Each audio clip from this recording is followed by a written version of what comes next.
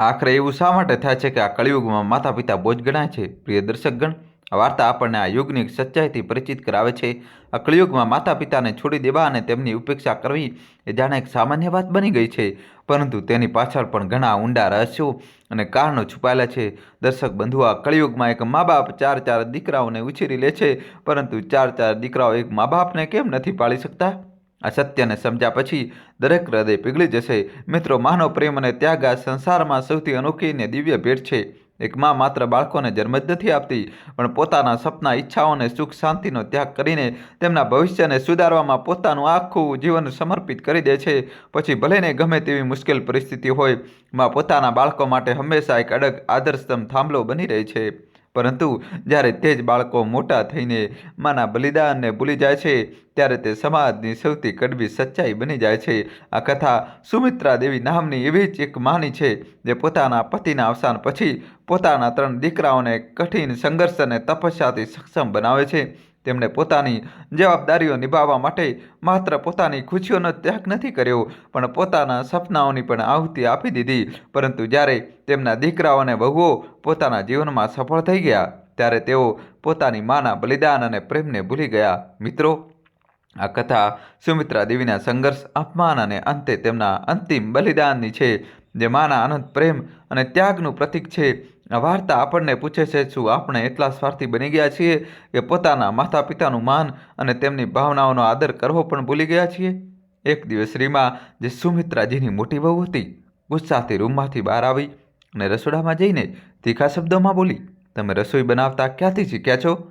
ચોખામાં કાંકરા ભરેલા છે અને દાળ એટલી ખારી છે કે ખાઈ શકાતી નથી. શું તમે સમજો છો કે અમારું સ્વાસ્થ્ય કોઈ રમત છે?" સુમિત્રાજી, જેમને આ ઘરમાં પહેલેથી જ ઉપેક્ષિત મહેસૂસ થતું હતું, તે આ સાંભળીને ચૂપચાપ ઊભા રહ્યા. તેમણે શાંત સ્વરે કહ્યું, "વહુ, જો તને મારા હાથનું ખાવાનું પસંદ ના આવતું હોય તો કોઈ સારા રસોઈયાને રાખી લે. હું તને વધુ પરેશાન કરવા નથી માગતી." પરંતુ રીમાને આ જવાબથી વધુ ગુસ્સો આવ્યો. તે ગુસ્સામાં બોલી, "નોકર રાખી લઉં? તેના પૈસા કોણ આપશે? તમે? તમારી પાસે તો ફૂટી કોડી પણ નથી. આ ઘર મારા પતિની કમાણીથી ચાલે છે. તમે અહીં ફક્ત મફતની રોટલીઓ ખાઈ રહ્યા છો." આવા મહેણા સાંભળીને સુમિત્રાજીની આંખો ભરાઈ આવી, પણ તેમણે પોતાના આંસુ રોકી લીધા. તેમના ચહેરા પર ગહન ઉદાસીની છાઈ હતી, પરંતુ તેમના ઓઠ જાણે શબ્દો માટે બંધ થઈ ગયા હતા. મનમાં તેમણે વિચાર્યું, મેં મારા બાળકો માટે શું નથી કર્યું. મારા બધા સપનાઓનો ત્યાગ કરીને તેમને આટલા ઊંચા મુકામ પર પહોંચાડ્યા, અને આજે આ જ બાળકો મારી સાથે આવું વર્તન કરી રહ્યા છે.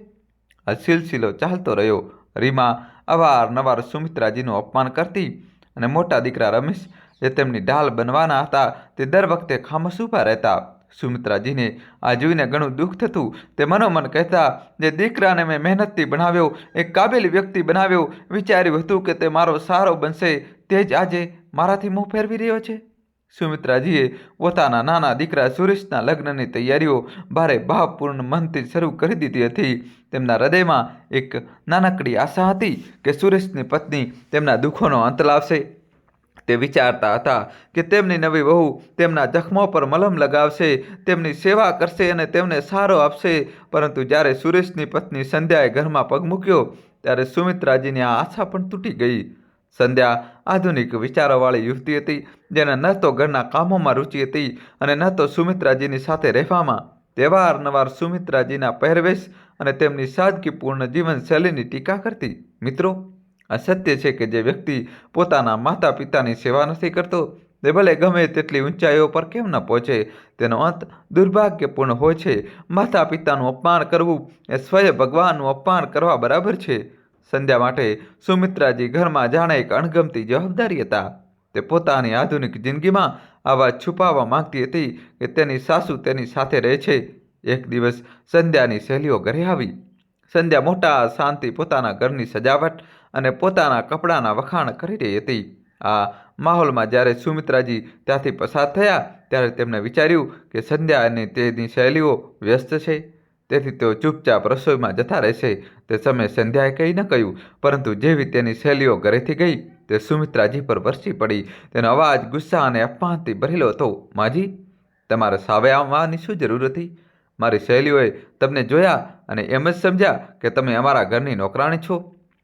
શું તમને અંદાજ પણ છે કે મારું કેટલું અપમાન થયું?" હું આટલી મોડર્ન છું અને તમારા જેવી ગમાર સાસુ સાથે રહું છું. એક વાત યાદ રાખજો, જ્યારે પણ મારી સહેલીઓ કે કોઈ મારું ઓળખીતું ઘરે આવે, તમે રસોડામાંથી બહાર નહીં નીકળશો. જે પણ જરૂર હશે તે નોકર સંભાળી લેશે. સુમિત્રાજીએ ચૂપચાપ આ બધું સાંભળી લીધું. તેમણે વિચાર્યું કે કદાચ તેમનો દીકરો સુરેશ પોતાની પત્નીને સમજાવશે અને પોતાની માતાના સન્માનની રક્ષા કરશે. પરંતુ જ્યારે આ વાત સુરેશની સામે આવી ત્યારે તેણે પણ પોતાની પત્ની સંધ્યાનો જ પક્ષ લીધો. સુરેશે કહ્યું, માં, સંધ્યા ઠીક જ તો કહી રહી છે. જે રીતે તમે કહો છો તેનાથી તમે નોકરાણીથી વધારે કંઈ નથી લાગતા. આ સાંભળીને સુમિત્રાજી અંદરથી તૂટી ગયા. તેમનું હૃદય વારંવાર પૂછી રહ્યું હતું, શું આ એ જ દીકરો છે જેને મેં પાળી પૂછીને મોટો કર્યો? શું આ જ મારો પરિવાર અને મારી તપસ્યાનું પરિણામ છે? આહત થઈને સુમિત્રાજી પોતાના રૂમમાં ન ગયા. તેઓ વરંડામાં મૂકેલી પોતાની જૂની ખાટલી પર બેસી ગયા. સખત ઠંડી હવા ચાલી રહી હતી, પરંતુ કોઈએ એ વાતની પરવા નહોતી કરી કે વરંડામાં બેઠેલા વૃદ્ધ માતા કેવી રીતે ઠંડી સહન કરી રહ્યા હશે.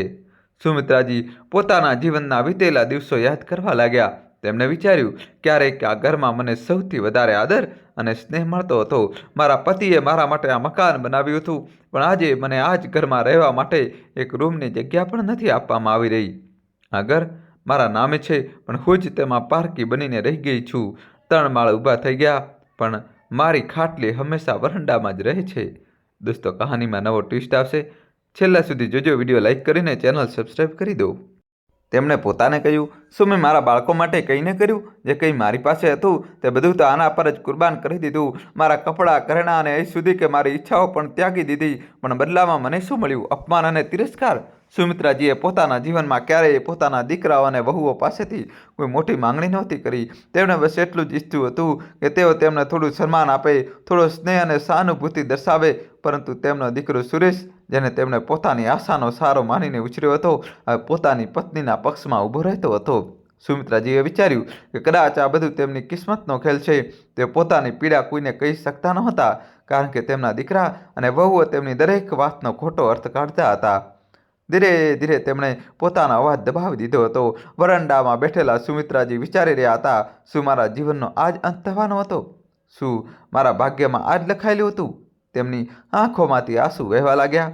તેઓ પોતાને સવાલ કરવા લાગ્યા, શું મેં મારા બાળકોનો સાચો ઉછેર નથી કર્યો?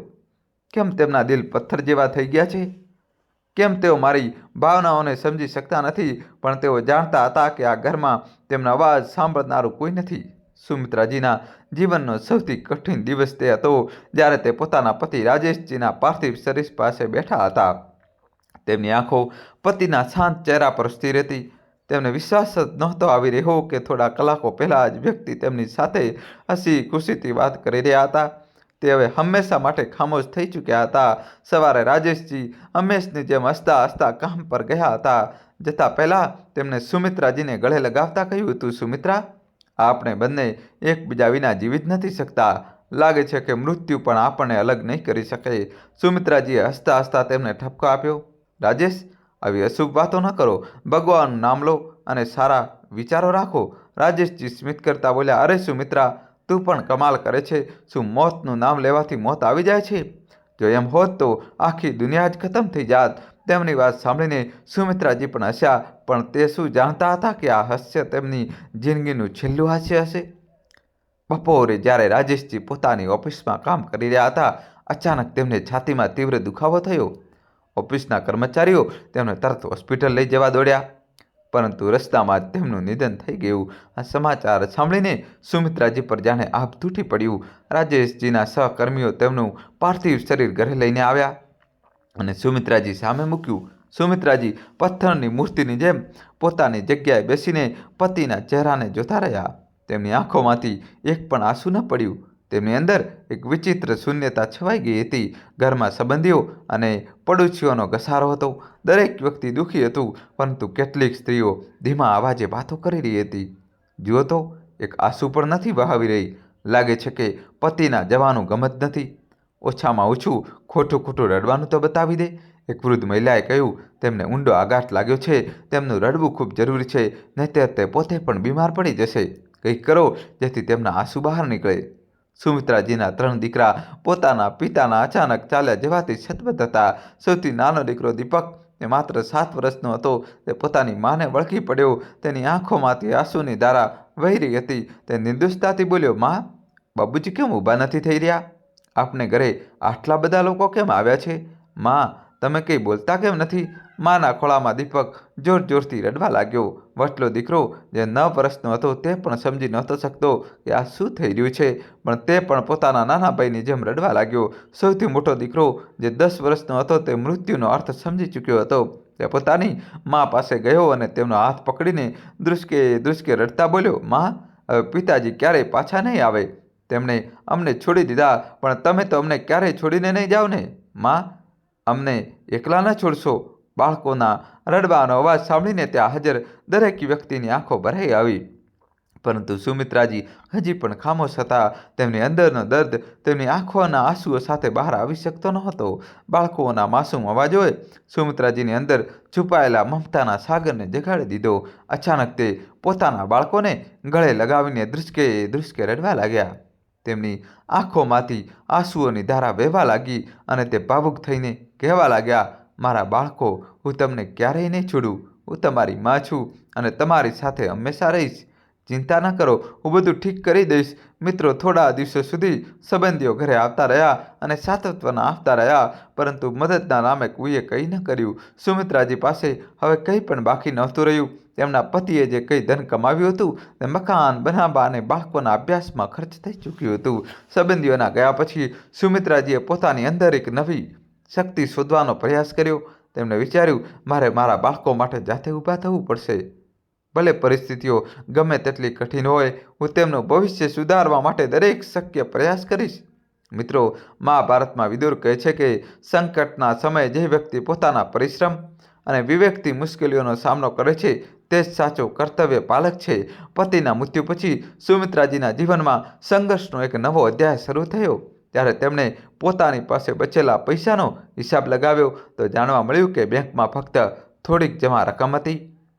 તેમના પતિએ પોતાની બધી કમાણી મકાન બનાવવા અને બાળકોના અભ્યાસમાં ખર્ચ કરી દીધી હતી. સુમિત્રાજીએ વિચાર્યું, આ મકાન આપણા માટે બધું જ છે, તેને વેચવું કોઈ સમાધાન ન હોઈ શકે. મારે કોઈ બીજો રસ્તો શોધવો પડશે.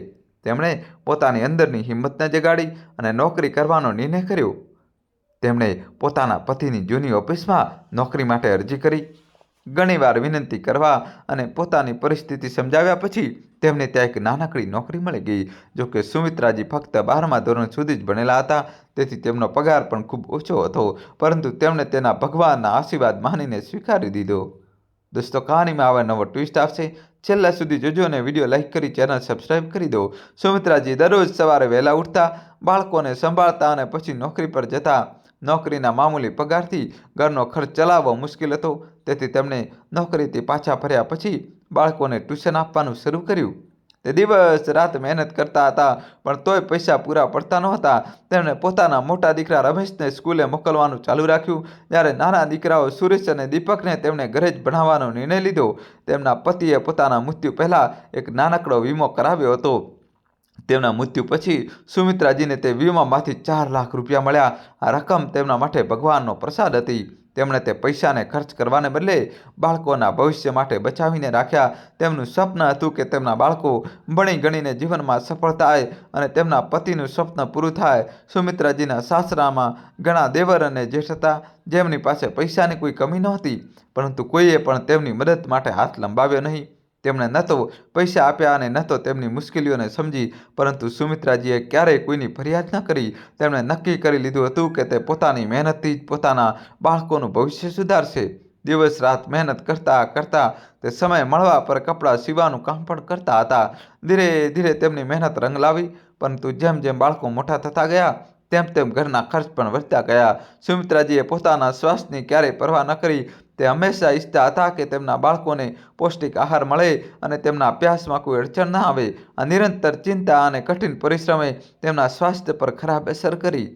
ક્યારેક સુંદર દેખાતા સુમિત્રાજી સમય પહેલાં જ વૃદ્ધ લાગવા લાગ્યા. પરંતુ કઠિન પરિસ્થિતિઓ છતાં સુમિત્રાજીએ પોતાના બાળકોના અભ્યાસમાં કોઈ કમી ન આવવા દીધી. તેમના બાળકો ભણવામાં હોશિયાર હતા રમેશ જે મોટો દીકરો હતો અભ્યાસ પૂરો કરીને એક મોટી કંપનીમાં મેનેજર બની ગયો. વટલો દીકરો સુરેશ પોલીસ વિભાગમાં ભરતી થઈ ગયો અને દીપક સૌથી નાનો દીકરો એક કાબિલ એન્જિનિયર બની ગયો. ત્રણેય બાળકોએ પોતપોતાના ક્ષેત્રમાં સફળતા પ્રાપ્ત કરી. સુમિત્રાજીએ પોતાના પતિને આપેલું વચન નિભાવ્યું કે તેમના બાળકો કાબિલ બનશે અને પોતાના પગ પર ઊભા રહેશે. પોતાના બાળકોની સફળતા જોઈને સુમિત્રાજીનું હૃદય ગર્વ અને આનંદથી ભરાઈ ગયું. તેમણે વિચાર્યું, હે પ્રભુ, મારા ત્યાગ અને પરિશ્રમને સાર્થક બનાવી દીધો. મારા બાળકો આત્મનિર્ભર થઈ ગયા છે. મેં મારા સ્વામીની ઈચ્છા પૂર્ણ કરી દીધી. મિત્રો, જ્યારે ત્રણેય બાળકો સફળ થઈ ગયા ત્યારે તેમના માટે ઉત્તમ સંબંધોના પ્રસ્તાવ આવવા લાગ્યા. દરેક વ્યક્તિ તેમના પરિવાર સાથે જોડાવાની ઈચ્છા કરવા લાગી. સુમિત્રાજીને લાગ્યું કે તેમના જીવનની મુશ્કેલીઓનો હવે અંત આવી ગયો છે. તેમણે ઈશ્વરને પ્રાર્થના કરી, હે પ્રભુ, મારી વહુઓ ઘરે આવીને મારા જીવનમાં સારો અને સુખ લઈને આવે. કહેવાયું છે કે માતા પિતા પોતાના બાળકોને શિક્ષિત અને આત્મનિર્ભર બનાવીને જીવનનો સૌથી મોટો ધર્મ નિભાવે છે. રમેશ, જે પોતાના કાર્યાલયમાં કામ કરતી રીમાને પ્રેમ કરતો હતો, તેણે જ્યારે પોતાની માને પોતાના નિર્ણય વિશે જણાવ્યું ત્યારે સુમિત્રાજીએ કોઈ સંકોચ વિના કહ્યું, હે પુત્ર, જે તને પ્રિય હોય તે જ મારા માટે પણ પ્રિય છે. તારે જ જીવનભર તેની સાથે રહેવાનું છે. જો તે તને સુખી રાખશે તો હું પણ પ્રસન્ન રહીશ. રમેશે રીમા સાથે લગ્ન કર્યા. સુમિત્રાજી આ વાતથી ખૂબ પ્રસન્ન હતા કે હવે ઘરમાં એક વહુ આવશે જે તેમનો સહારો બનશે અને ઘરની જવાબદારીઓ સંભાળશે. પરંતુ તેમની આ આશા જલ્દી જ નિરાશામાં બદલી ગઈ. થોડા સમય પછી રીમાએ ઘરમાં પોતાની હુકુમત જમાવવાનું શરૂ કરી દીધું. તેને સુમિત્રાજીને ફક્ત તિરસ્કાર અને અપમાન આપ્યું. રીમાએ સુમિત્રાજીના પહેરવેશ, રીતભાત અને કામો પર ટિપ્પણીઓ કરવાનું શરૂ કરી દીધું. તે તેમના ભોજનને અસ્વીકાર કરી દેતી અને કહેતી, તમારા કરતાં તો નોકર પણ સારું ખાવાનું બનાવે છે. સુમિત્રાજીએ વહુને સમજાવવાનો પ્રયાસ કર્યો, પરંતુ રીમાના વ્યવહારમાં કોઈ ફેરફાર ન આવ્યો. મિત્રો, સુરેશ, જે તેમનો બીજો દીકરો હતો, તેણે પણ પોતાની પસંદગીની છોકરી સંધ્યા સાથે લગ્ન કર્યા. પરંતુ લગ્ન પછી તેણે અલગ ઘર બનાવી લીધું. સંધ્યાએ ક્યારેય ખોટું પણ ન કહ્યું કે સુમિત્રાજી તેમની સાથે થોડો સમય વિતાવે. આ જોઈને સુમિત્રાજીનું હૃદય તૂટી ગયું. તેમણે વિચાર્યું, હે પ્રભુ, મારા પોતાના જ ઘરમાં હવે મારા માટે કોઈ સ્થાન નથી. મારી વહુઓ મારો સહારો જ ન બની તેમનું સ્વાસ્થ્ય બગડવા લાગ્યું. સખત શિયાળામાં પણ તે ઘરનું બધું કામ એકલા કરતા રહ્યા. તેમના દીકરાઓ અને વહુઓએ ક્યારેય એ ન વિચાર્યું કે તેમની માને તબીબી સહાયની જરૂર છે. સુમિત્રાજીએ આ બધું પ્રભુની ઈચ્છા માનીને સહન કર્યું. પણ તે અવારનવાર વિચારતા, હે પ્રભુ, શું સ્ત્રીઓ એકબીજા પ્રત્યે આટલી કઠોર હોઈ શકે છે? મિત્રો, રમેશ અને સુરેશના જીવનમાં વૈભવ તો હતો, પરંતુ તેમની પત્નીઓ સંતાન સુખથી વંચિત હતી. તેઓ મંદિરો અને ડૉક્ટરોના ચક્કર લગાવતી રહી, પરંતુ કોઈએ સુમિત્રાજીના આશીર્વાદ લેવાની જરૂર ન સમજી. આ દરમિયાન રીમાની તબિયત બગડી ગઈ. ડૉક્ટરોએ જણાવ્યું કે તેની બંને કિડની ખરાબ થઈ ચૂકી છે અને કિડની ટ્રાન્સપ્લાન્ટની અંતિમ ઉપાય છે. પરિવારમાં કોઈ પણ કિડની દાન કરવા તૈયાર નહોતું. સુમિત્રાજી આ બધું જોઈને મૌન રહ્યા. તેમની આંખોમાંથી આંસુ વહી રહ્યા હતા, પરંતુ તેમના હૃદયમાં માતાનો પ્રેમ અને દયા ભરેલા હતા. તેમણે નિર્ણય લીધો, હે પ્રભુ, આ શરીર પણ તમે જ આપ્યું છે. હું મારી કિડની રીમાને દાન કરીશ. જ્યારે પડોશીઓને આ વાતની જાણ થઈ ત્યારે તેઓ સુમિત્રાજીના ત્યાગ અને બલિદાનની પ્રશંસા કરવા લાગ્યા. એક પડોશીએ રીમાને કહ્યું, તમારા સાસુ કેટલા મહાન છે. તેમણે તમને હંમેશા મમતા આપી. ભલે તમે તેમને તકલીફ આપી હોય, આજે પણ તેઓ તમારા માટે પોતાની કિડની આપવા તૈયાર છે. આવો ત્યાગ ભાગ્યે જ કોઈ કરતું હશે. પરંતુ રીમાએ આ વાતને હળવાશથી લેતા જવાબ આપ્યો, શું મોટો અહેસાન કરી દેશે? તેમ પણ તેમના પગ કબરમાં લટકેલા છે. તેમને પણ ખબર છે કે તેમનો વધુ સમય બચ્યો નથી. જો તેઓ પોતાના વહુ દીકરાઓ માટે આ નહીં કરે તો બીજું કોના માટે કરશે? રીમાની આ વાતો સાંભળીને સુમિત્રાજીનું દિલ સંપૂર્ણપણે તૂટી ગયું. તેમણે વિચાર્યું, જે બાળકોને મેં ફૂલની જેમ ઉછેર્યા તે હવે કાંટા બની ગયા છે. મેં હંમેશા વિચાર્યું હતું કે મારા દીકરા અને વહુઓ આદર્શ બનશે, પણ હું કેટલી ખોટી હતી. બીજી તરફ સુમિત્રાજીનો વસલો દીકરો સુરેશ પણ મુશ્કેલીઓમાં ઘેરાયેલો હતો. તેને ડાયાબિટીસ હતી અને અચાનક તેનું શુગર લેવલ એટલું વધી ગયું કે તેની આંખોની રોશની જતી રહી. ડૉક્ટરોએ કહ્યું કે સુરેશને તાત્કાલિક સારવારની જરૂર છે, પરંતુ આઈ બેંકમાં તે સમયે આંખો ઉપલબ્ધ નહોતી. સુરેશ અને તેની પત્ની સંધ્યા આ હાલતમાં બેચેન અને અસહાય થઈ ગયા હતા. એક દિવસ સંધ્યાએ એક પંડિતજીને સંકટનું કારણ પૂછ્યું. પંડિતજીએ કહ્યું, તમે બધાએ કોઈનું દિલ ઊંડાણથી દુભાવ્યું છે. એવું લાગે છે કે તમારા પર ખૂનની બદદુઆ લાગેલી છે. જે માનું દિલ તમે આટલા વર્ષોથી દબાવ્યું છે તેની આ ઘર પર વીજળી બનીને પડી છે. જ્યાં સુધી તમે સાચા દિલથી તમારી માના આશીર્વાદ નહીં લો ત્યાં સુધી તમારા જીવનમાં આ સુખ પાછું નહીં આવે. દોસ્તો, કહાનીમાં અવારનવો ટ્વિસ્ટ આવશે. છેલ્લા સુધી જોજો અને દોસ્તો જલ્દીથી વિડીયો લાઈક કરીને ચેનલને સબસ્ક્રાઈબ કરી દો મિત્રો. સુમિત્રાજી પોતાના બાળકોની આ હાલત જોતા તો તેમનું દિલ તડપી ઉઠતું. તેમણે વિચાર્યું, મારી બહુ કિડનીની બીમારી પીડાઈ રહી છે અને મારો દીકરો પોતાની રોશની ગુમાવી ચૂક્યો છે. હું આ બંનેને આ હાલતમાં કેવી રીતે જોઈ શકું? જો મારા ત્યાગથી તેમનું જીવન બચી શકે તો હું આ જરૂર કરીશ. તેમણે નક્કી કર્યું કે તે પોતાની કિડની પોતાની વહુને આપશે અને પોતાની આંખો પોતાના દીકરા સુરેશને દાન કરશે. પરંતુ જ્યારે ડૉક્ટરોએ તેમની તપાસ કરી તો તેમણે કહ્યું, માજી, તમારા શરીરમાં પહેલાંથી જ માત્ર એક કિડની છે. જો અમે તે કિડની કાઢીએ છીએ તો તમારું મૃત્યુ થઈ જશે અને જીવંત વ્યક્તિ પોતાની આંખો દાન કરી શકતો નથી. આ સાંભળીને સુમિત્રાજી ખૂબ નિરાશ થઈ ગયા. તેમણે વિચાર્યું, હે ભગવાન, મારી ઈચ્છાઓને તમે હંમેશા કચડી નાખી છે. હવે જ્યારે હું મારા બાળકો માટે કંઈક કરવા માંગુ છું તો તેમાં પણ બાધા આવી રહી છે. આખરે હું કરું તો શું કરું? આ નિરાશાએ સુમિત્રાજીને અંદરથી સંપૂર્ણપણે તોડી નાખ્યા. તેઓ વિચારવા લાગ્યા, મેં મારા જીવનમાં ફક્ત ત્યાગ કર્યો છે. મારા બાળકો માટે દરેક સપનું છોડ્યું, દરેક દર્દ સહન કર્યું, પણ મારા બાળકો અને બહુઓએ મારા પ્રેમ અને બલિદાનની ક્યારેય કદર ન કરી. હવે જ્યારે હું મારા છેલ્લા શ્વાસમાં પણ તેમને બચાવવા માંગુ છું તો કિસ્મત મારો સાથ નથી આપી રહી. એક રાત તેમણે આ નિર્ણય લીધો કે હવે તેઓ આ સંસારને છોડી દેશે, પરંતુ તેમણે એ પણ ચાહ્યું કે તેમનું આ છેલ્લું પગલું તેમના બાળકોના ભલા માટે હોય. તેમણે એક પત્ર લખ્યો, મારા વાલા બાળકો, મેં તમને પાળવા અને મોટા કરવા માટે મારું આખું જીવન ત્યાગી દીધું. મેં મારી ખુશીઓ, ઈચ્છાઓ અને આરામ બધું જ છોડી દીધું. પણ આજે મને આ અહેસાસ થઈ રહ્યો છે કે તમે મારા ત્યાગને ક્યારેય ન સમજ્યા. મેં જીવનભર ફક્ત આપ્યું છે અને બદલામાં તમારી પાસે કશું માંગ્યું નથી. આજે પણ મારી પાસે કશું બચ્યું નથી, બસ આ એક જાન. તેથી હું મારી અંતિમ આહુતિ આપવા જઈ રહી છું. હું ચાહું છું કે મારી કિડની મારી વહુ રીમાને આપી દેવામાં આવે જેથી તેનું જીવન બચી શકે, કારણ કે તેની આખી જિંદગી પડી છે. અને મારી આંખો મારા દીકરા સુરેશને દાન કરી દેવામાં આવે જેથી તે ફરીથી આ દુનિયાને જોઈ શકે. ડૉક્ટરોએ કહ્યું છે કે હું જીવિત રહેતા આ કામ નથી કરી શકતી, તેથી હું આ દુનિયા છોડી રહી છું જેથી મર્યા પછી મારી આ ઈચ્છા પૂરી થઈ શકે. હું ઈશ્વરને પ્રાર્થના કરું છું કે તમે બધા સુખી રહો. પત્ર લખ્યા પછી સુમિત્રાજીએ પોતાની આંખો બંધ કરી અને હંમેશા માટે આ સંસારમાંથી વિદાય લઈ લીધી. દોસ્તો, કહાની છેલ્લા સુધી જોજો અને વિડીયો લાઈક કરી ચેનલ સબસ્ક્રાઈબ કરી દો.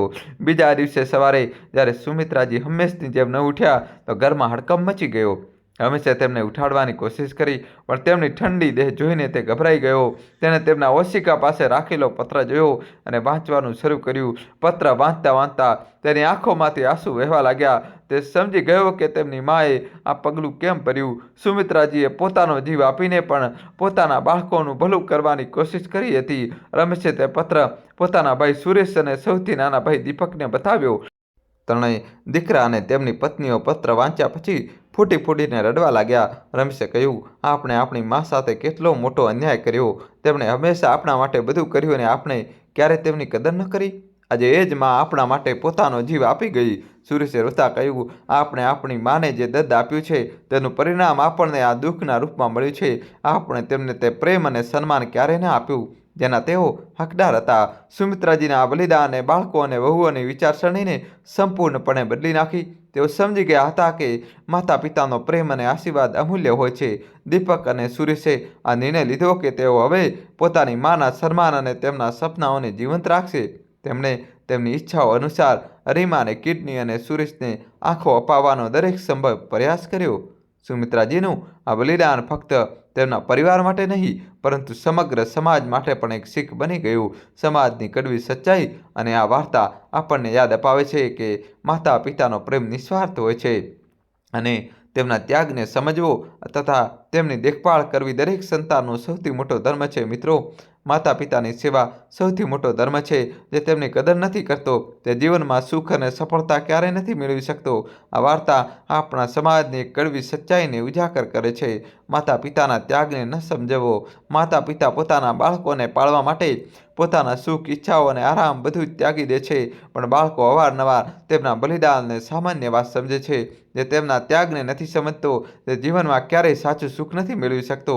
સ્વાર્થ અને વ્યસ્તતા દોસ્તો, બાળકો મોટા થઈને પોતાના કરિયર અને સામાજિક જીવનમાં એટલા વ્યસ્ત થઈ જાય છે કે માતા પિતાની ભાવનાત્મક જરૂરિયાતોને અવગણી દે છે.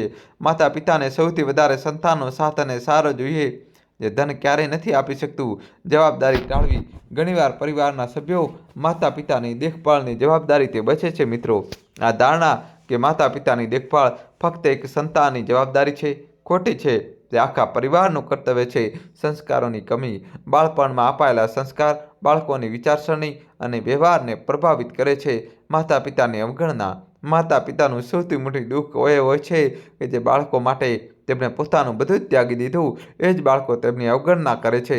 માના પુણ્યોની પોટલીનું રહસ્ય. દર્શક બંધુ, હવે આપણે એક રહસ્ય પણ જાણીશું કે આખરે શું છે માના પુણ્યોની પોટલીનું રહસ્ય. આ કથા તમારા જીવનમાં મા પ્રત્યે પૂર્ણ શ્રદ્ધા અર્પણ કરશે. તો ચાલો કથા આરંભ કરીએ. આ વાત બહુ જૂની છે. જ્યારે કાશી નામની નગરીમાં ચક્રધર નામના એક ધર્માત્મા રાજાનું રાજ હતું. કાશી નગરીને મહાદેવની નગરી કહેવાય છે અને દેવનગરીના રૂપમાં તેની પૂજા થાય છે. રાજા ચક્રધર અને તેમની પત્ની ગાયત્રી દેવી ભગવાન શિવના પરમ ભક્ત હતા. બંને દરરોજ ભગવાન શિવની આરાધના માટે મંદિર જતા હતા. રાજા ચક્રધર ધર્મપૂર્વક પોતાના રાજ્યનું સંચાલન કરતા હતા. તેમના રાજ્યમાં કોઈ દુઃખી નહોતું અને પ્રજા સુખ અને વૈભવથી સંપન્ન હતી. ચારેય બાજુ ખુશીઓ હતી. એ સુધી કે એક જ ઘાટ પર બકરી અને સિંહ પણ સાથે પાણી પી લેતા હતા. સમય વીતતો ગયો, પણ રાજા અને રાણીને સંતાનનું સુખ ન મળ્યું. રાજાની ઉંમર વધી રહી હતી અને વાત તેમને ચિંતિત કરી રહી હતી. એક દિવસ સવારે રાજા અને રાણી મંદિર તરફ જઈ રહ્યા હતા. રસ્તામાં તેમણે જોયું કે એક સફાઈ કર્મચારી અને તેની પત્ની રસ્તા પર ઝાડુ લગાવી રહ્યા હતા. જ્યારે તે બંને રાજા અને રાણીને આવતા જોયા તો તેઓ પોતાનું મોં ફેરવીને ઊભા રહી ગયા. તેમનો આ વ્યવહાર જોઈને રાજા ચક્રધરના મનમાં અજીબ ભાવના ઉત્પન્ન થઈ. પરંતુ ભગવાન શિવની પૂજા કરવા માટે મંદિર જવાનું હોવાથી તેમણે તે સમયે કંઈ ન કહ્યું. જ્યારે તેઓ મહેલ પહોંચ્યા તો રાજા એક સૈનિકને બોલાવ્યો અને આદેશ આપ્યો, તું જા અને તે સફાઈ કર્મચારીઓને દરબારમાં બોલાવી લાવ. મારે તેમની સાથે વાત કરવી છે. સૈનિક તરત જ તે સફાઈ કર્મચારીના ઘરે ગયો અને તેને રાજાનો સંદેશ આપ્યો. સફાઈ કર્મચારી આ સાંભળીને ગભરાઈ ગયો અને વિચારવા લાગ્યો, મહારાજનો આદેશ છે, તેને ટાળી ન શકાય. મારે દરબાર જવું જ પડશે. તે સફાઈ કર્મચારી સૈનિક સાથે રાજાના દરબાર તરફ ચાલી નીકળ્યો. દરબારમાં પહોંચીને સફાઈ કર્મચારીએ રાજાને પ્રણામ કર્યા. રાજા ચક્રધર બોલ્યા, તું મને એક વાત કહે. આજે સવારે જ્યારે હું ભગવાન શિવના મંદિર જઈ રહ્યો હતો ત્યારે તમે બંને પતિ પત્નીએ મને જોઈને પોતાનું મોં કેમ ફેરવી લીધું હતું?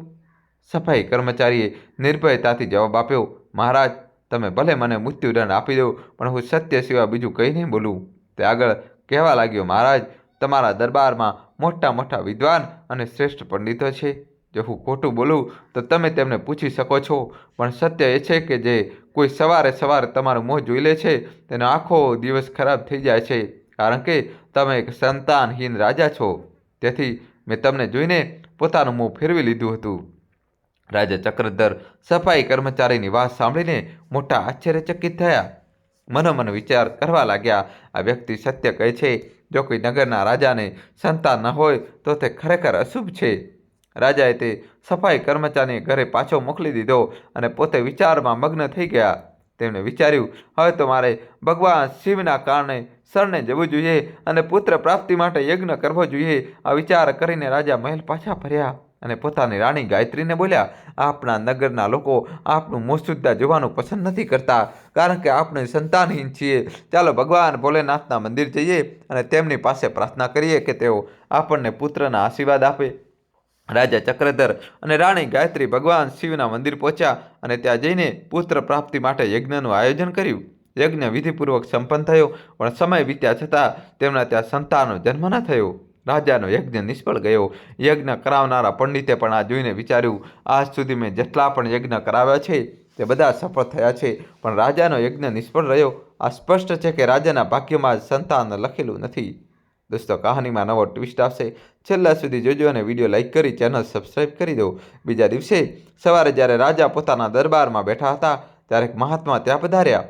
મહાત્માએ કહ્યું, મહારાજ, મેં સાંભળ્યું છે કે તમે પુત્ર પ્રાપ્તિ માટે યજ્ઞ કર્યો હતો, પરંતુ યજ્ઞ પછી પણ સંતાનનો જન્મ ન થયો. જાણી લો, મને સ્વયં ભગવાન શિવે તમારી પાસે મોકલ્યા છે. હું તમારા દુઃખને સમજું છું અને જાણું છું કે તમારા ત્યાં સંતાન કેમ નથી થઈ રહ્યું. રાજાએ વિનમ્રતાથી પૂછ્યું, મહાત્માજી, કૃપા કરીને જણાવો કે મારે ત્યાં સંતાન કેમ નથી થતું. મહાત્માએ કહ્યું, રાજન, આ તમારા પૂર્વ જન્મોના કર્મોનું પરિણામ છે. તમારા પર એક ઋષિનો શ્રાપ છે કે આગામી 7 જન્મ સુધી તમને સંતાન સુખ પ્રાપ્ત નહીં થાય. રાજાએ વ્યાકુળ થઈને કહ્યું, મહાત્માજી, જો તમે મને આ શ્રાપમાંથી મુક્તિ અપાવી શકો તો તે તમારો મહાન ઉપકાર હશે. મહાત્માએ પોતાની પોટલીમાંથી ચોખા કાઢીને રાજાને આપ્યા અને કહ્યું, રાજન, આ ચોખાની ખીર બનાવીને તમે બંને પતિ પત્ની ગ્રહણ કરો. આનાથી તમને પુત્ર પ્રાપ્તિ અવશ્ય થશે, પરંતુ ધ્યાન રહે, આ પુત્રની આયુ ફક્ત 25 વર્ષની હશે. જેવો તે 25 વર્ષનો થશે તે જ દિવસે તેનું મૃત્યુ થઈ જશે.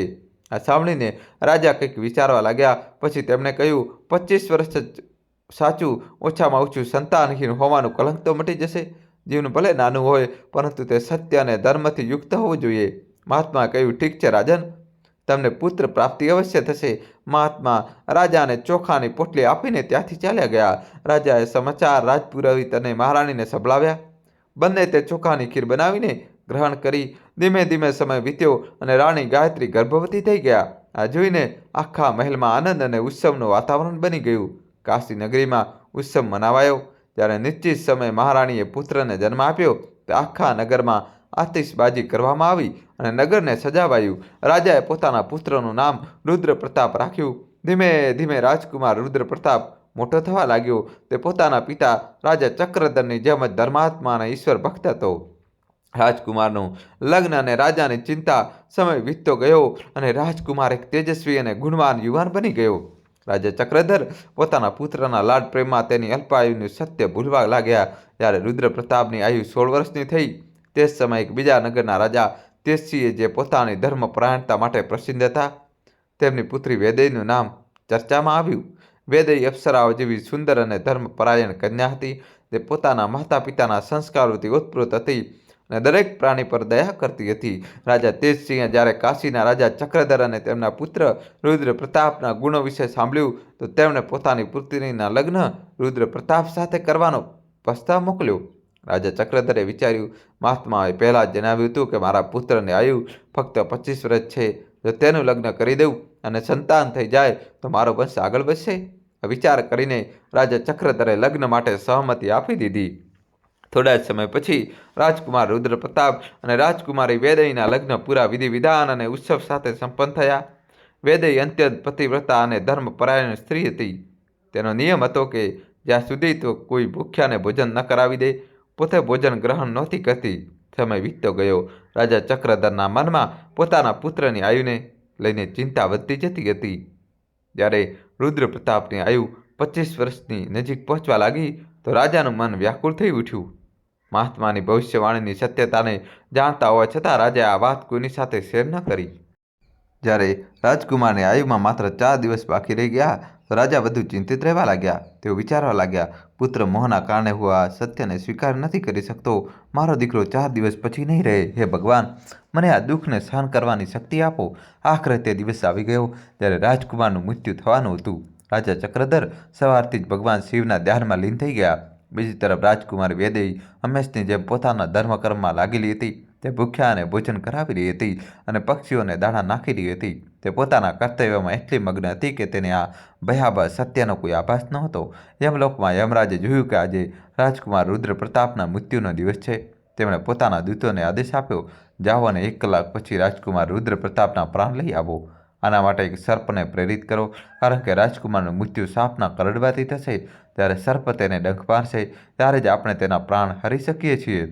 યમરાજના દૂતો રાજમહેલ તરફ પ્રસ્થાન કરી ગયા. બીજી તરફ યમરાજની પ્રેરણાથી એક સર્પના મનમાં વિચાર આવ્યો કે તેને આજે રાજમહેલમાં પ્રવેશ કરવો જોઈએ. તે સર્પ રાજકુમારના રૂમમાં પહોંચ્યો અને બિસ્તર પર વીંટળાઈને બેસી ગયો. યમદૂત મહેલના દ્વાર પર ઊભા રહીને પ્રતીક્ષા કરવા લાગ્યા. તે સમયે એક દૂરના ગામમાં એક ગરીબ બ્રાહ્મણ પોતાની ઘરની મુશ્કેલીઓથી ઝઝૂમી રહ્યો હતો. તેની દીકરી ગર્ભવતી થઈ હતી અને પતિની ત્રાસથી તંગ આવીને તેને પોતાના વૃદ્ધ પિતાના ઘરમાં શરણ લીધી હતી. તે યુવતીને તીવ્ર ભૂખ લાગી. 3 દિવસથી ભૂખી તેની દીકરીએ કહ્યું, પિતાજી, જો તમે મને ભોજન નહીં આપો તો હું મારા પ્રાણ ત્યાગી દઈશ. વૃદ્ધ બ્રાહ્મણ આસપાસના ગામોમાં ભીખ માંગવા ગયો, પરંતુ તેને ક્યાંયથી પણ ભોજન ન મળ્યું. તેને વિચાર્યું, હવે મારે કાશીનગર જવું જોઈએ. ત્યાંના રાજા દ્વાર પર જઈને ભીખ માંગીશ. તે જ સમયે રાજકુમાર રુદ્ર પ્રતાપની પત્ની વેદઈ ભૂખ્યા અને ભોજન કરાવતી હતી, પણ તે દિવસે રાજા પુત્ર મોહના કારણે બીમાર હતા. તેથી વેદઈએ ગરીબોને ભોજન કરાવવાને બદલે પોતાના પતિ માટે ભોજન તૈયાર કર્યું અને થાળમાં સજાવીને રાખ્યું. આ સમયે તે વૃદ્ધ બ્રાહ્મણ મહેલના દ્વાર પર પહોંચ્યો અને વેદઈને વિનંતી કરી, બેટી, મને આ સમયે કંઈક ભોજન મળી જાય તો મારા પર તમારો મોટો ઉપકાર થશે. વેદઈએ જોયું કે તે અત્યંત વૃદ્ધ અને નબળો છે. તેને આ બ્રાહ્મણ પર ઊંડી દયા આવી, પરંતુ તેણે વિચાર્યું, આ ભોજન તો મેં મારા પતિ માટે બનાવ્યું છે. પરંતુ તરત જ તેના મનમાં વિચાર આવ્યો, મારા પતિ હમણાં તેમના પિતા પાસે બેઠા છે. જ્યારે તે પાછા ફરશે ત્યારે હું તેમના માટે બીજું ભોજન બનાવી દઈશ. આવું વિચારીને વેદઈએ પોતાના પતિ માટે બનાવેલું ભોજન તે ભૂખ્યા બ્રાહ્મણને આપી દીધું. ભોજનનો થાળ લઈને તે ગરીબ બ્રાહ્મણ ખુશી ખુશી પોતાના ગામ તરફ ચાલી નીકળ્યો. જ્યારે તે પોતાના ઘરે પહોંચ્યો તો પોતાની ભૂખી દીકરીને તે ભોજન આપ્યું. તેની દીકરી, જે 3 દિવસથી ભૂખી હતી, ભોજન જોઈને તેના ચહેરા પર સંતોષ અને તૃપ્તિની ઝલક આવી ગઈ. ભોજન જોઈને બ્રાહ્મણની દીકરીએ પોતાના પિતાને પૂછ્યું, પિતાજી, આ ભોજન ક્યાંથી લાવ્યા? બ્રાહ્મણે જવાબ આપ્યો, બેટી, આ ભોજન કાશીના રાજાની પુત્રવધુ મહારાણી વેદઈએ આપ્યું છે. તે અત્યંત દયાળુ અને ધર્મપરાયણ છે. ભોજનને જોઈને બ્રાહ્મણની દીકરીના આત્મામાંથી આશીર્વાદ ફૂટી પડ્યો. તેને ભગવાનને પ્રાર્થના કરી, હે ભગવાન, જેણે પણ આ ભોજન આપ્યું છે તેનો સુહાગ અમર થઈ જાય. તે સદાય સૌભાગ્યવતી રહે. જેવો તેણે ભોજનનો પહેલો કોળિયો ખાધો, તેની આત્મા તૃપ્ત થઈ ગઈ અને તેના આશીર્વાદે દિવ્ય પ્રભાવ બતાવવાનું શરૂ કરી દીધું. યમરાજના આદેશમાં બહાર આવી રાજકુમાર પોતાના રૂમ તરફ વધી રહ્યો હતો. યમદૂત તેની મૃત્યુની ઘડીની પ્રતીક્ષા કરી રહ્યા હતા. નાગ, જે યમરાજના આદેશથી પ્રેરિત હતો, રાજકુમારના બિસ્તર પર બેઠો અને તેની પ્રતીક્ષા કરી રહ્યો હતો. પરંતુ જેવો રાજકુમાર પોતાના બિસ્તર પાસે પહોંચ્યો, એક દિવ્ય દેવદૂત પ્રગટ થયો. તેને પોતાની દિવ્ય શક્તિથી નાગને બેહોશ કરી દીધો. નાગમાં આગળ વધવાની કોઈ શક્તિ ન બચી. આ બધું તે બ્રાહ્મણની દીકરીના આશીર્વાદનો પ્રભાવ હતો. આશીર્વાદની શક્તિએ દેવદૂતને ત્યાં બોલાવી લીધો હતો. દેવદૂતે યમદૂતને કહ્યું, તમે આ રાજકુમારના પ્રાણ નથી લઈ શકતા. જ્યારે શ્રાપનો પ્રભાવ હોય છે તો આશીર્વાદનો પણ પ્રભાવ હોય છે. આ રાજકુમાર હવે મારી રક્ષામાં છે. યમદૂત દેવદૂતને કહેવા લાગ્યા, તમારે અહીંથી પાછું જવું જોઈએ. અમને અમારા કાર્યમાં બાધા ના આપો. આ વિધિનું વિધાન છે અને અમારે તેને પૂરું કરવું જ પડશે. દોસ્તો, કહાની છેલ્લા સુધી જોજો અને વિડીયો લાઇક કરીને તમારા ભાઈ માટે દોસ્તો ચેનલ સબસ્ક્રાઈબ કરી દો. દેવદૂતે દૃઢતાથી ઉત્તર આપ્યો, એવું ક્યારેય નહીં થાય. મને સ્વયં ભગવાન ભોલેનાથે અહીં મોકલ્યો છે. હું અહીંથી નહીં હટું. આ સાંભળીને યમદૂત અને દેવદૂત વચ્ચે દલીલ શરૂ થઈ ગઈ, જે આખરે એક દિવ્ય યુદ્ધમાં બદલાઈ ગઈ. દેવદૂતની શક્તિએ યમદૂતને પાછા હટવા મજબૂર કરી દીધા. પરાજિત થઈને યમદૂત યમલોક પાછા ફર્યા અને યમરાજને કહ્યું, સ્વામી, અમે રાજકુમારના પ્રાણ લેવામાં અસફળ રહ્યા. એક દેવદૂતે અમને રોકી દીધા. આ સાંભળીને યમરાજ આશ્ચર્યચકિત થયા. તેમણે કહ્યું, એવી કઈ શક્તિ છે જે મૃત્યુના માર્ગમાં બાધા બની રહી છે? યમદૂતે ઉત્તર આપ્યો, સ્વામી, આ રાજકુમારના દાન અને તેના પર મળેલા આશીર્વાદની શક્તિ છે, જેણે દેવદૂતને એટલો બળશાળી બનાવી દીધો છે. યમરાજે વિચાર કરતા કહ્યું, હવે મારે જ સ્વયં પૃથ્વી પર જઈને આ કાર્ય પૂર્ણ કરવું પડશે. યમરાજ સ્વયં ધરતી પર પ્રગટ થયા અને રાજાના મહેલમાં પ્રવેશ કર્યો. ત્યાં તેમણે દેવદૂતને કહ્યું, તમે નથી જાણતા, વિધિનું વિધાન અટલ છે. આ રાજકુમારની આયુ પૂર્ણ થઈ ચૂકી છે અને મારે તેના પ્રાણ લેવા માટે આવવું પડ્યું છે. દેવદૂતે ઉત્તર આપ્યો, હે યમરાજ, શું શ્રાપનો પ્રભાવ નથી થતો? શ્રાપ તો સ્વયં બ્રહ્મા અને વિષ્ણુ સુધીને સહન કરવો પડ્યો છે. તો તમે શ્રાપનું માન રાખી શકો છો તો કોઈ આત્મામાંથી નીકળેલા આશીર્વાદનું પણ માન રાખવું જોઈએ. ત્યારે યમરાજે કહ્યું, હે પ્રભુ, હું તમારી આજ્ઞાનું પાલન કરીશ. તમે જણાવો, મારે હવે શું કરવું જોઈએ? દેવદૂતે ઉત્તર આપ્યો, તમે આ રાજકુમારની આયુ 110 વર્ષની કરી દો અને તે પછી જ તેના પ્રાણ લેવા માટે આવો. એ જ ભગવાન શંકરનો પણ આદેશ છે. આ સાંભળીને યમરાજે રાજકુમાર રુદ્ર પ્રતાપની આયુ 110 વર્ષ કરી દીધી. આ પછી યમરાજ યમલોક પાછા ફર્યા. આ પ્રકારે એક ભૂખ્યાને અન્નદાન કરવાથી રાજાની સંતાન પર આવેલું મૃત્યુ ટળી ગયું. સાચું જ કહેવાય છે કે અન્નદાન સૌથી મોટું દાન છે. કોઈ ભૂખ્યાને આપેલું અન્ન એક મહાયજ્ઞ સમાન છે. આ વાર્તા થોડા સમય પછીની છે. મહારાજ સુમેરસરના પુત્ર પૃથ્વી મંત્રીના પુત્ર વિક્રમ અને કોટવાલના પુત્ર આનંદ વચ્ચે ઊંડી મિત્રતા હતી. ત્રણેય પોતાનો સમય અવારનવાર સાથે વિતાવતા હતા. એક દિવસ ત્રણેય એક રૂમમાં બેસીને શતરંજ ચેસ રમી રહ્યા હતા. રમત ખૂબ જ રોમાંચક ચાલી રહી હતી. ત્યારે અચાનક એક મોહરો ચેસનો પીસ ગાયબ થઈ ગયો. આખો રૂમ શોધી વળ્યા, દરેક વસ્તુને ઉલટપુલટ કરીને જોઈ, પણ મોહરો ન મળ્યો. એ સ્પષ્ટ હતું કે મોહરો ત્રણેયમાંથી કોઈ એકની પાસે હતો, પરંતુ ત્રણેય આ વાતનો ઇનકાર કરતા રહ્યા, એકબીજાની તલાશી લેવા માટે પણ તૈયાર નહોતા. પૃથ્વીએ કહ્યું, જો મોહરો રૂમમાં નથી તો પછી ગયો ક્યાં? ત્રણેય નક્કી કર્યું કે આ મામલાનો ઉકેલ લાવવા માટે નગરના કોટવાલ આનંદના પિતાની મદદ લેવી. જ્યારે તેઓ કોટવાલ પાસે પહોંચ્યા ત્યારે તેમણે કહ્યું, અમે ત્રણેય શતરંજ રમી રહ્યા હતા અને અમારો એક મોહરો ગાયબ થઈ ગયો. દોસ્તો, કહાનીમાં હવે નવો ટ્વિસ્ટ આવશે. છેલ્લા સુધી જોડાયેલા રહેજો અને વિડીયો લાઇક કરીને તમારા ભાઈ માટે દોસ્તો જલ્દીથી ચેનલ સબસ્ક્રાઈબ કરી દો. અમે આખો રૂમ શોધી વળ્યા, પણ તે ન મળ્યો. એ નક્કી છે કે મોહરો અમારા ત્રણેયમાંથી કોઈ એકની પાસે છે, પરંતુ અમે ઈચ્છીએ છીએ કે તેનું નામ ન લેવાય, કારણ કે તેનાથી તેનું અપમાન થશે. તમે આ મામલાનો ઉકેલ લાવો. કોટવાલે સમસ્યા સાંભળ્યા પછી સલાહ આપી, બહેતર એ જ રહેશે કે જેની પાસે પણ મોહરો છે તે તેને પાછો આપી દે. પરંતુ ત્રણેય એકમત કહ્યું, ના, તેનો નિર્ણય તમારે જ કરવો પડશે. કોટવાલને લાગ્યું કે આ મામલો ઘણો પેચીદો જટિલ છે. તેમણે સમય ન હોવાનું બહાનું બનાવીને સૂચન કર્યું કે તેઓ મંત્રી પાસે જાય. ત્રણેય મંત્રી પાસે પહોંચ્યા અને પોતાની સમસ્યાઓ સંભળાવી. મંત્રીએ પણ આ મામલાની ગંભીરતાને સમજતા કહ્યું, આ સમસ્યા મહારાજ સુમિરસેન જ હલ કરી શકે છે. ત્રણેય રાજમહેલ પહોંચ્યા અને પોતાની વાત મહારાજને જણાવી. રાજાએ કહ્યું, આ કોઈ મોટી વાત નથી. તમારામાંથી જેણે પણ મોહરો લીધો છે તે તેને પાછો આપી દે. મારી પાસે આ નકામી વાતો માટે સમય નથી. પરંતુ જ્યારે ત્રણેય જોર આપ્યું તો રાજાએ આ મામલો પોતાના ન્યાયાધિકારીને સોંપી દીધો. ન્યાયાધિકારીએ ત્રણેય મિત્રોને પોતાના ઘરે બોલાવ્યા. જ્યારે તેઓ પહોંચ્યા તો ન્યાયાધિકારી તેમની વાત સાંભળીને વિચારમાં પડી ગયા. ત્યારે જ તેમની પુત્રી ચારુલતા રૂમમાં આવી. પોતાના પિતાને પરેશાન જોઈને તેને પૂછ્યું, પિતાજી, તમે આટલા ચિંતિત કેમ છો? ન્યાયાધિકારીએ તેને બધી વાત કહી. ચારુલતાએ કહ્યું, પિતાજી, તમે ચિંતા ન કરો, હું આ સમસ્યાનું સમાધાન કરી આપીશ.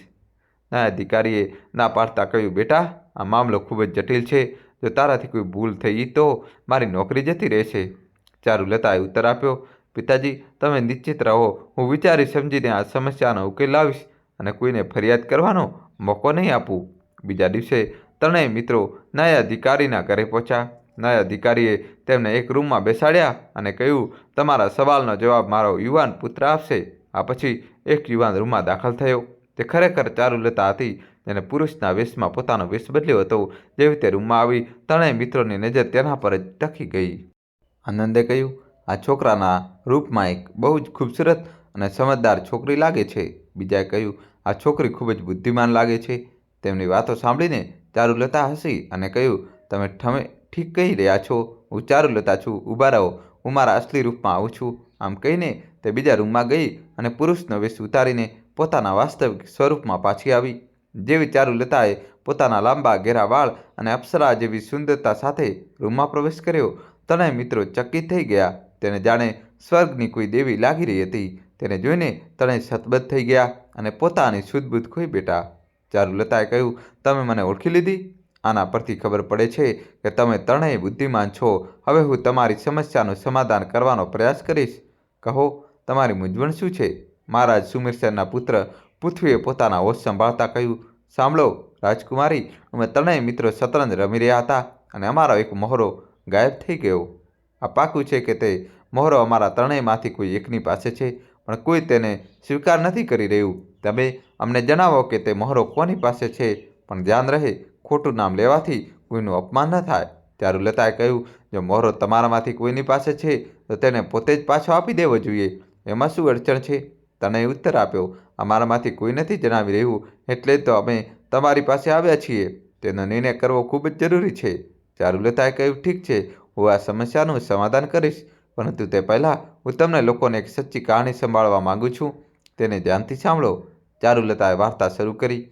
દોસ્તો, કહાની છેલ્લા સુધી જોજો અને વિડીયો લાઇક કરીને જલ્દીથી ચેનલ સબસ્ક્રાઈબ કરી દો. આ વાત 50 વર્ષ પહેલાંની છે. બે મિત્રો ત્રિલોચન અને મનોહરમાં બાળપણથી ઊંડો પ્રેમ હતો. બંને એકસાથે મોટા થયા અને દરેક કામ સાથે કરતા. તેમની મિત્રતા એટલી ઊંડી હતી કે તેઓ જાણે બે શરીર અને એક આત્મા હતા. ત્રિલોચન પોતાના પિતાના વેપારમાં મદદ કરતો હતો અને ચિત્રકામનો શોખ રાખતો હતો. બીજી તરફ મનોહર ખેતીવાડીમાં પોતાના પિતાને મદદ કરતો હતો. તે દિવસોમાં માઘ મહિનામાં ગંગા નદીના કિનારે એક મોટો મેળો ભરાતો હતો, જ્યાં દૂર દૂરથી લોકો આવતા હતા. વેપારીએ પોતાનો માલ વેચતા હતા, સાધુ સંન્યાસી પ્રવચન આપતા હતા અને લોકો ગંગા સ્નાન પછી મેળાનો આનંદ લેતા હતા. મેળામાં જાત જાતના ખેલ તમાશા અને કરતબ બતાવનારા પણ આવતા હતા. રાતના સમયે દીવાઓની રોશનીમાં આખો મેળો ઝગમગી ઉઠતો હતો.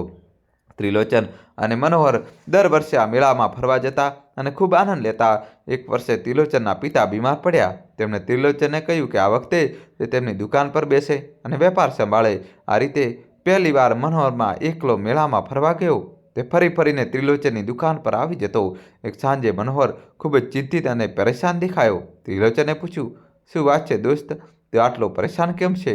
મનોહરે કહ્યું, મેં મેળામાં એક અંતે સુંદર છોકરી જોઈ છે. તેની સુંદરતાએ મને મંત્રમુગ્ધ કરી દીધો છે.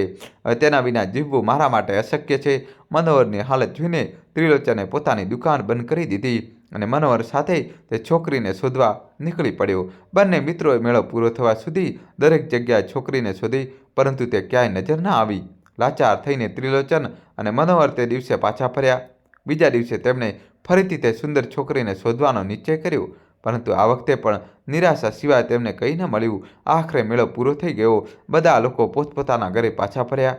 ત્રિલોચને પોતાના મિત્ર મનોહરને તસલ્લી આપતા કહ્યું, દોસ્ત, તું તે છોકરીને ઉલિયું જણાવ, હું તારી મદદ કરવાની કોશિશ કરીશ. મનોહરે ધીમે ધીમે છોકરીનું વર્ણન કર્યું અને ત્રિલોચન જે ચિત્રકામમાં નિપુણ હતો તેનું તસવીર બનાવવાનું શરૂ કર્યું. જ્યારે તસવીર બનીને તૈયાર થઈ તો મનોહરે કહ્યું, આ તસવીરમાં બે વસ્તુઓની કમી છે. તે છોકરીના નીચલા ઊંટની જમણી બાજુએ એક તલ હતો અને તેના માથા પર એક લઠ ખરી હતી. ત્રિલોચને તસવીરમાં આ બંને વિશેષતાઓ જોડી દીધી. મનોહરે ઉત્સાહિત થઈને કહ્યું, હવે આ તસવીર બિલકુલ તે જ છોકરીની છે. ત્રિલોચને પોતાના મિત્રને વચન આપ્યું, જ્યાં સુધી આ છોકરીને શોધીને લઉં, શાંતિથી નહીં બેસું. તું આશા ન છોડતો અને મારા પાછા ફરવા સુધી રાહ જોજે. બીજા દિવસે ત્રિલોચને પોતાના ઘરેથી વિદાય લીધી અને ગામે ગામ બસતી બસતી તે છોકરીની શોધ શરૂ કરી દીધી. તેને દરેક જગ્યા શોધી જ્યાં તે છોકરીના મળવાની આશા હતી. ભૂખ્યો તરસ્યો થાક્યો પાક્યો તે છોકરીને શોધતો હતો. ત્રિલોચનના વૃદ્ધ માતા પિતા અને સંબંધીઓને તેને સમજાવવાની ખૂબ કોશિશ કરી, પરંતુ તે પોતાના મિત્રને આપેલું વચન નિભાવવા માટે પ્રતિબદ્ધ હતો. તેને દૂર દૂરના દરેક ગામ અને શહેરને શોધી વળ્યા. આ દરમિયાન ત્રિલોચનને એક દિવસ કોઈનાથી ખબર પડી કે મનોહર ખૂબ બીમાર થઈ ગયો છે. તે નબળો પડી ગયો છે અને હર સમયે તે છોકરીને યાદ કરે છે. આ સાંભળીને ત્રિલોચને પોતાની શોધ વધુ તેજ કરી દીધી. આ રીતે એક વર્ષ વીતી ગયું. આગલો મેળો પણ આવી ગયો અને ત્રિલોચન પૂરા 10 દિવસ સુધી મેળામાં તે છોકરીને શોધતો રહ્યો, પણ તેને સફળતા ન મળી. મેળો પૂરો થઈ ગયો અને ત્રિલોચનના માતા પિતાએ તેને સમજાવીને ઘરે પાછો બોલાવી લીધો. ઘરે પાછા ફર્યા પછી માતા પિતાએ તેને લગ્ન માટે મજબૂર કર્યો, જેથી તે પોતાના રસ્તે પાછો ફરે અને ત્રિલોચનના લગ્ન થઈ ગયા. લગ્નની પહેલી રાત્રે જ્યારે ત્રિલોચને પોતાના દુલ્હનનો ઘૂંઘટ ઊંચો કર્યો તો તે સતબત રહી ગયો. તે છોકરી બીજું કોઈ નહીં પણ એ જ સુંદર છોકરી હતી જેને તે છેલ્લા 1.25 વર્ષથી શોધી રહ્યો હતો. ત્રિલોચને મોટી મુશ્કેલીઓથી પોતાને સંભાળતા કહ્યું, તને જોતાં જ હું હેરાન થઈ ગયો. શું તું મારી એક વાત માનીશ? દુલ્હને નમ્રતાથી ઉત્તર આપ્યો, તમે મારા સ્વામી છો, હું તમારો દરેક આદેશ માનીશ. ત્રિલોચને ગંભીર સ્વરમાં કહ્યું, એવું વચન આપ કે તું દરેક હાલતમાં મારી વાત માનીશ. તો એવું ન થયું તો એક માસૂમ ઇન્સાનનો જીવ જતો રહેશે અને હું એ સહન નહીં કરી શકું. દુલ્હને ઉત્તર આપ્યો, તમે ચિંતા ના કરો, હું નિર્દય નથી. કહો, મારે શું કરવું છે? ત્રિલોચને તેને મનોહરની પ્રેમ કહાણી જણાવી. તેને એ પણ જણાવ્યું કે કેવી રીતે મનોહર તેની શોધમાં પોતાનો જીવ આપવા તૈયાર છે. તેને પોતાની દુલ્હનને કહ્યું, મારા મિત્રનો જીવ બચાવવા માટે હું તને આ બંધનમાંથી મુક્ત કરું છું. તું મનોહર સાથે લગ્ન કરી લે, હું જીવનભર તારો આભારી રહીશ. દુલ્હને કહ્યું, હું તમારો આદેશ પૂરો કરીશ. ત્રિલોચને કહ્યું, તો આજે જ મનોહર પાસે ચાલી જા. તે રાત્રે દુલ્હને મનોહરના ગામનું સરનામું પૂછી લીધું અને એકલી જ ઘોડા પર સવાર થઈને રવાના થઈ ગઈ. રસ્તામાં જ્યારે તે એક સુમસામ જગ્યાએથી પસાર થઈ રહી હતી ત્યારે અચાનક 2 ડાકુ તેની સામે આવી ગયા અને તેને લલકાર કર્યો. છોકરી ગભરાઈ પણ ઊભી રહી અને પરિસ્થિતિનો સામનો કરવા તૈયાર થઈ ગઈ. રાતના ઘોર અંધારામાં જ્યારે તે દુલ્હન એકલી સફર કરી રહી હતી, લૂંટારાઓનું એક ટોળું તેના રસ્તામાં આવી ગયું. લૂંટારાઓએ જ્યારે તેને નજીકથી જોઈ તો તેની સુંદરતા, કિંમતી કપડાં અને ગહેના જોઈને દંગ રહી ગયા. તેને વિશ્વાસ ન થયો કે આટલી રાત્રે એક નવેલી દુલ્હન એકલી સફર કરી રહી છે? લૂંટારાઓ તેને પકડીને પોતાના સરદાર પાસે લઈ ગયા. સરદારે જ્યારે દુલ્હનને જોઈ તો તે તેની સુંદરતાથી પ્રભાવિત થયો. તેણે કહ્યું, સુંદરી, તારા કપડાં અને ગહેના જણાવી રહ્યા છે કે તારા નવા નવા લગ્ન થયા છે. આવી હાલતમાં એકલા સફર કરવું ઠીક નથી. આખરે એવી કઈ મજબૂરી હતી જેણે તને આવું કરવા માટે મજબૂર કરી દીધી? દુલ્હને શાંત સ્વરે ઉત્તર આપ્યો, હું એક અત્યંત જરૂરી કામથી જઈ રહી છું. તેને પૂરું કરવું મારા માટે જીવન મરણનો પ્રશ્ન છે. જો તમે મને અનુમતિ આપો તો હું આ કામ પૂરું કરીને તમારી પાસે પાછી આવી જઈશ. સરદારે હસતા કહ્યું, શું તે મને એટલો ભોળો સમજી લીધો છે કે હું ઘેર આવેલો શિકાર હાથમાંથી જવા દઉં? તારી વાત પર વિશ્વાસ નથી થતો. દુલ્હને નિડર થઈને ઉત્તર આપ્યો, હું તમને વચન આપું છું કે આવતીકાલે સાંજ પહેલાં હું તમારી પાસે પાછી આવી જઈશ. તમારી સામે તેનાથી પણ વધુ કિંમતી ગહેના, કપડાં અને ધન રાખીશ. પરંતુ જો હું આ સમય ન ગઈ તો કોઈનો જીવ જતો રહેશે. હું ડરીને આ વાત નથી કહી રહી. જો મને ડર હોત તો હું એકલી સફર કરવાની હિંમત ન કરત. સરદાર તેની બહાદુરીને સચ્ચાઈથી પ્રભાવિત થયો. તેને કહ્યું, ઠીક છે, હું તને અવસર આપું છું, પરંતુ યાદ રાખજે, જો તું વચન તોડીશ તો તેનું પરિણામ ખરાબ હશે. દોસ્તો, કહાની છેલ્લા સુધી જોજો.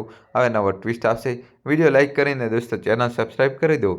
દુલ્હને સરદારનો આભાર માન્યો અને કહ્યું, હું એકલી જ જઈશ, તમે મારી ચિંતા ન કરો. તે દુલ્હન સરદારના ઠેકાણેથી નીકળીને સીધી મનોહરના ઘરે પહોંચી.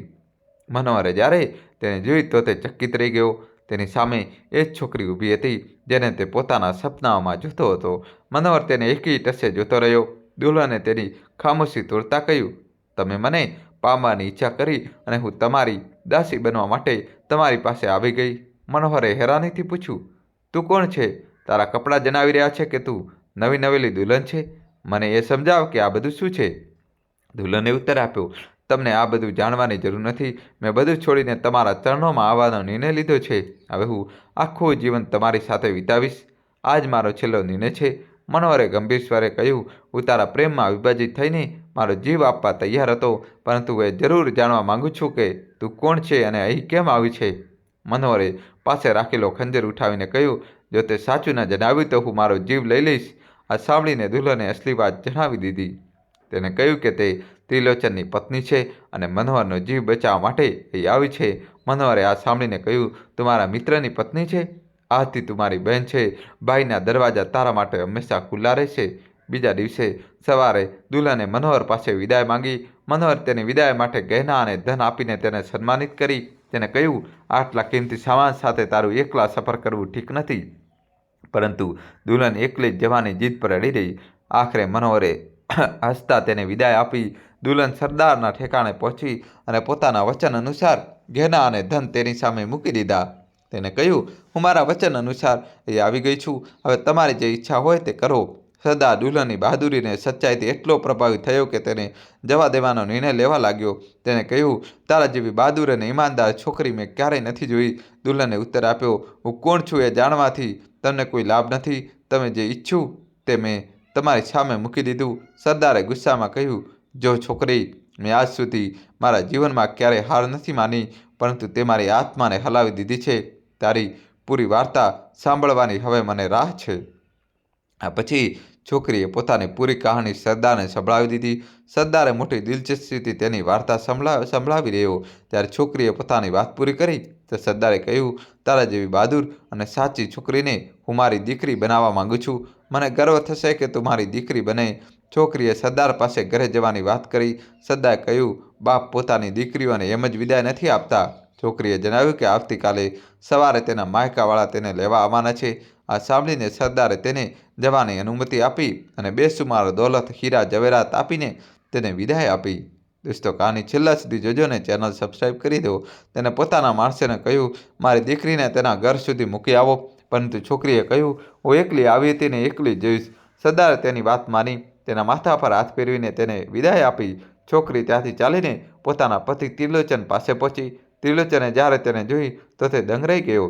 છોકરીએ પોતાના પતિને પોતાની અદ્ભુત સફરની પૂરી કહાની સંભળાવી. ત્રિલોચને ઈશ્વરનો આભાર માન્યો અને પ્રાર્થના કરી.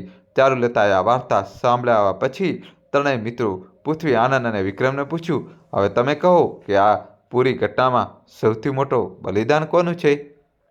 પૃથ્વીએ કહ્યું, સૌથી મોટું બલિદાન ત્રિલોચને આપ્યું, જેને પોતાના મિત્રને આપેલું વચન નિભાવવા માટે પોતાની પત્નીને તેની પાસે મોકલી દીધી. આનંદે કહ્યું, ના, અસલી બલિદાન મનોહરે આપ્યું. તેણે તે છોકરીને એટલો પ્રેમ કર્યો અને જ્યારે તેને ખબર પડી કે તે તેના મિત્રની પત્ની છે તો તેને તે પોતાની બહેન બનાવી લીધી.